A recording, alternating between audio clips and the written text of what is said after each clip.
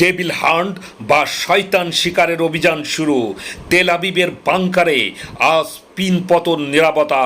IDF এবং শিমবেতের বাঘা বাঘা army অফিসাররা আক্ষরিক অর্থেই কান্নায় ভেঙে পড়েছেন, কারণ আইআরজিসির ঘাতক স্কোয়াড বা স্লিপার সেল আজ এতটাই সফল যে খোদ নেতানিয়াহুকে ছাড়াই ইসরায়েল সরকার তড়িঘড়ি করে একটি নতুন নজিরবিহীন আইন জারি করতে বাধ্য হয়েছেন, যার পর থেকেই পুরো ইসরায়েল জুড়ে চরম গুঞ্জন শুরু হয়েছে খোদ প্রধানমন্ত্রীর নিরাপত্তা এবং মোসাদের সক্ষমতা নিয়ে।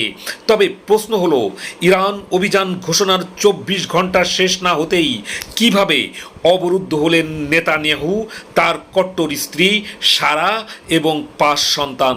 কেন আইডিএফ এবং শিনবেতের বাঘা বাঘা আর্মি অফিসাররা আক্ষরিক অর্থেই কান্নায় ভেঙে পড়লেন? ইসরায়েল সরকারের তড়িঘড়ি করে প্রণয়ন করা আইনটি আসলে কি? আর সবচেয়ে বড় প্রশ্ন, মোস্তফা খামেনির বাবার হত্যার প্রতিশোধ নিতে নেতানিয়াহুর সাথে ঠিক কী ধরনের শাস্তি নির্ধারণ করলেন আইআরজিসি?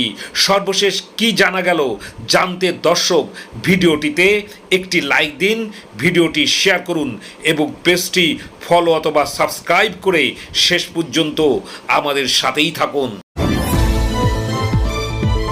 চলুন শুরু করি। ইরান অভিযান ঘোষণার 24 ঘন্টা শেষ না হতেই কিভাবে অবরুদ্ধ হলেন নেতানিয়াহু এবং তার পরিবার। এর শুরুটা হয়েছিল শহীদ খামেনির দাফন শুরু হওয়ার ঠিক পরপরই লাখো মানুষের সামনে মোস্তফা খামেনি তার প্রথম লিখিত স্টেটমেন্ট জারি করেন। সেখানে তিনি সমস্ত রক্তের প্রতিশোধ নেওয়ার চরম ঘোষণা দেন। আর তার এই ঘোষণার পরপরই শুরু হয় আইআরজিসির স্পেশাল হান্টডাউন মিশন। তাদের টার্গেট লিস্টে রাখা হয় নেতানিয়াহু, ট্রাম্প সহ শীর্ষ 13 জন পশ্চিমা নেতাকে।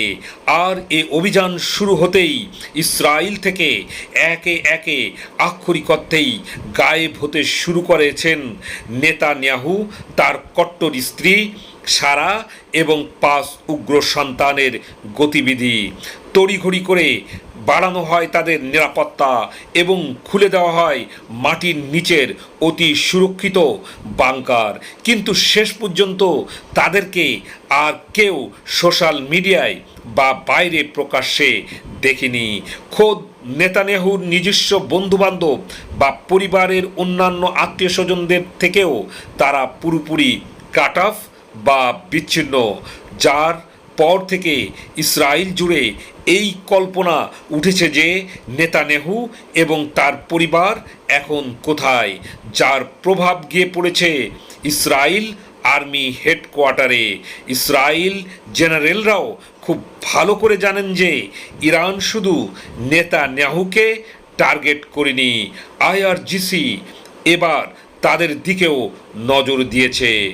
আজকের এই রুদ্ধশ্বাস বিশ্লেষণ শেষে আপনাদের কাছে আমার একটি প্রশ্ন, নিজেদের সেনাবাহিনীর ভেতরেই যখন ইরানের স্লিপার সেল ঘুরে বেড়াচ্ছে, তখন বাংকারে আজীবন অবরুদ্ধ নেতানিয়াহুর মৃত্যু কি এখন শুধুই সময়ের ব্যাপার, যে ইসরায়েল তাদের প্রধানমন্ত্রীকে মুক্ত বাতাসে রাখতে পারে না?